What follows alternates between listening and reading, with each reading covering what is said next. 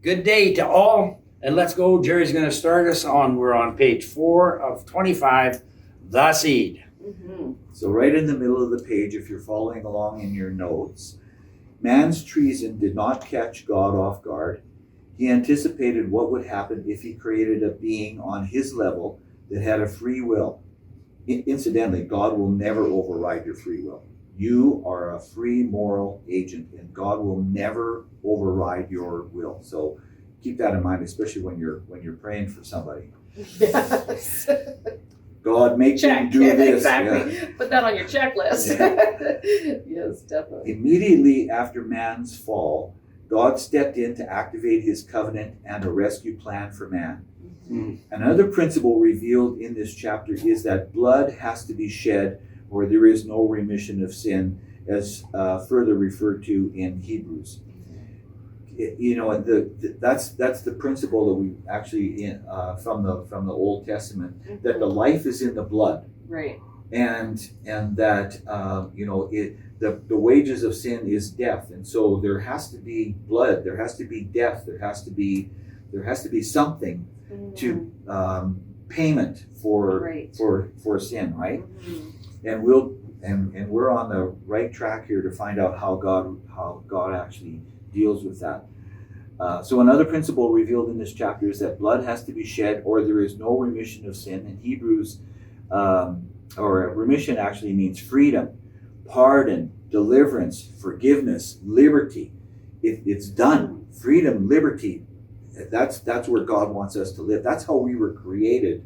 Yeah. To live. Yeah. And if you don't have that, not under condemnation, not under guilt, not under, guilt is okay. I mean, if you did something wrong, well then, you need fixing, right? Right. Well, you need the pressure of that. You can't just go around and be like, I'm forgiven, who cares what I do? Because then, that's what Paul says too. He's like, grace is here so I should sin because I have grace. He goes, for sure not. Like, grace is there so you don't have to, you don't sin anymore. So it's like that, it still have to have the guilt that leads to godly sorrow, that leads to godly repentance. And that's a different realm. And so we're going to get to that, but that's definitely something we need to know. We got so many things we're going I to get know, to. it's so important to know the difference between godly sorrow and worldly sorrow. It's a very big difference. And guilt is important to us.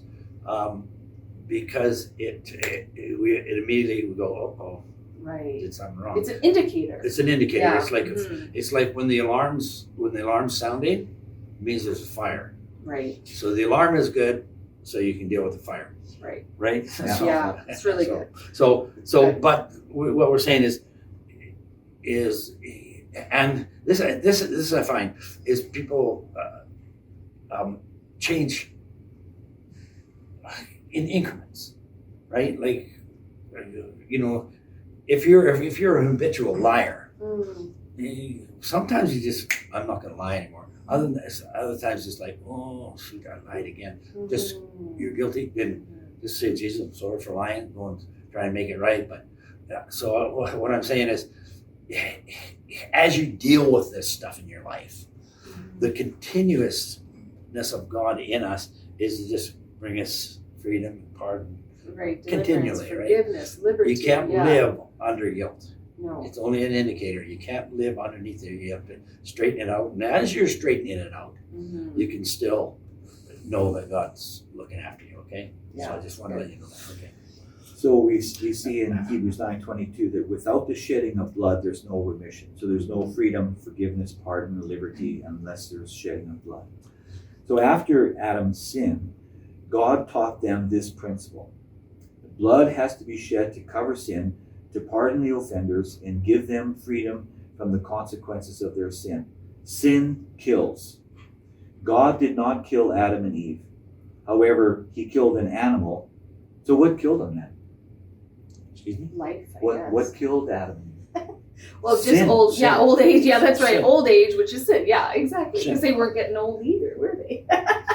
It took a long time. Ah, man. So he killed an animal, probably a lamb, in their place and covered them with the skin.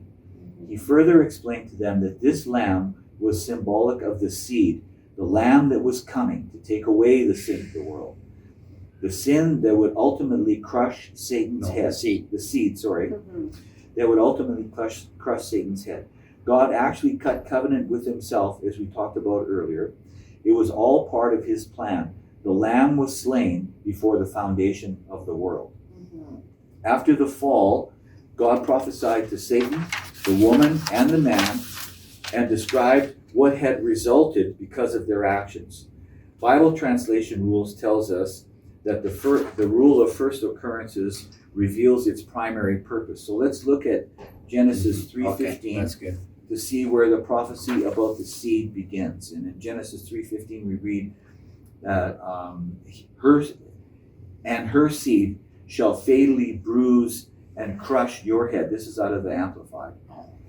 Fatally bruise and crush your head, and you will only bruise his heel. This is the first mention of the seed, and our goal is to follow the seed through the scriptures until we see the fulfillment of that prophecy. Satan planned to use man's authority against God and against man, but God had already predetermined the ultimate destruction of Satan and his plans. So what does the seed have to do to fulfill the prophecy? What does the seed have to do to crush Satan's head? And those are questions that we'll answer. Man's one act of treason brought sin and death into the world, and with it came sickness, disease, pain, sorrow, death, and separation from God. So, this is the first prophecy recorded in the scriptures. If you notice, God prophesies it to the devil. He's prophesying to the devil, Satan, I am sending a seed in the womb of a woman, and he is going to crush your authority. He is going to be so powerful that everything that you think you're going to accomplish will come to nothing. Right, because the head means authority. Head means authority. Okay. So he's going to come. He's going to take away the deception. He's going to take away the illusions. He's going to take away you appearing as an angel of light and all that. He's going to straighten that all up. The seed, but it's the first prophecy, and this is the covenant. This is the first prophecy, and it's the seed, and it's the covenant, all wrapped into one thing. God started right at the beginning. There was no variance in his challenge. There was no variance in what God wanted to do. He said, I'm going to put a seed inside of this woman that's going to crush your head. So, because it had to be done through man, because God had delegated authority to man, and we still are delegated authorities of God, the seed had to come through. Well, we just talked about last week, come through the doorway, right? Through woman. So all of these things are taking place right now in this prophecy, right? Okay, so now what has to happen? Let's go. So the seed will have to break the power of sin and death. That's what the seed will have to do, because that's what came into the world when Adam committed treason. Right? Sin and death came into the world, so the seed is going to have to break the power of sin and death. Yeah. That's well, what the seed will have to do. and in both senses, it says, and by sin death entered. Right. And so it's two separate issues. One is the sin of man, and then the result of that sin, which is death, into the world. So the seed has to correct both at the same time. Okay, so Want me to read some more? let's go. Yeah, but we'll get further down and where we're For the next 900 years, Adam taught his family and their descendants about what God had prophesied. The seed is coming that will crush Satan's head. This is the most important and significant prophecy, and everything hangs on the fulfillment of this prophecy. And we can follow the seed all the way through to the book of Revelation, and because of that, we call it the roaring of God. The next reference to the seed is in the story of Enoch, the seventh from Adam. Enoch walked with God, which means he flowed with God. He had such a clear understanding of God's covenant that he walked from the temporal, the earthly life, into the heavenly life, the eternal, without dying. In Hebrews, it's stated that Enoch walked with God and was not. Hebrews 11:5, it says that by faith Enoch was translated that he should not see death, and was not found because God had translated him. For before his translation, he had this testimony that he pleased God. So just before you jump in, before it was further written of him in Jude, and Enoch also, the seventh from Adam, prophesied of these, saying, Behold, the Lord cometh with 10,000 of his saints. So he could see eternity. He could see that the end result was resurrection from the dead and eternal life and power. Interesting. I find it crazy interesting in the sense that from this here, he figured out this here. Yeah. Right? Yeah. You're like, why was Enoch closer to God than Adam, who actually walked with God? well, Do you see what I'm saying? Like, how did that happen? well, because, Like, why didn't Adam just walk into heaven? Because the system changed. Right. Okay, so Enoch gets a hold of this prophecy, and he's directly descended from Adam, and they would talk to, they continually gave their folklore or their legacy to the next generation, right? So but Adam and Enoch are alive at the same time. Yes. They're on the earth. They're at about the same place, so they probably knew each other. Adam, who now has become a priest, because he's the king of the earth. He's the firstborn man. He's a king. Like he's not, he's ruling and reigning. He's ruling. He's ruling and reigning. He has the authority on. He the knows earth. exactly what Definitely. he's doing. But now Enoch grasped a hold of what has happened, right? So Adam tells him there's two worlds. There's an eternal world that he lived in. Adam, I lived in the eternal world.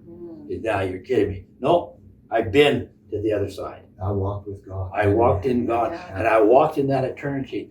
And when physically walked with him. I was there. Spirit, I was there, physically, and now I'm here. So I'm telling you.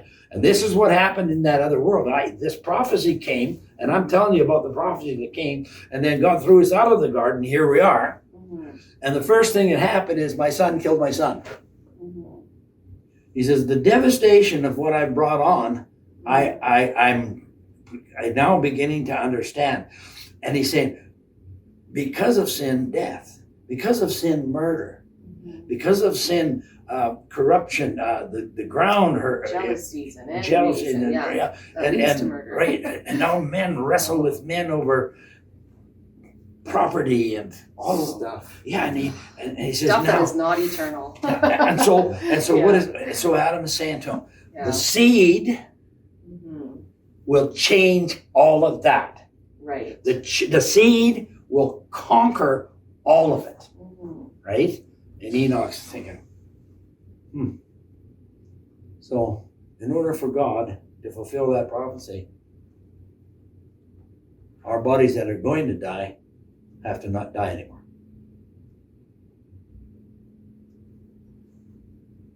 Right? Now you think that for 300 years. Right? Because Enoch is 365 years old, right? and he's been chewing on this for 300 years about, right? And then, I guess, I don't know how it all worked, but he came to the point that God, and when you use the word faith, it always tells me eternity.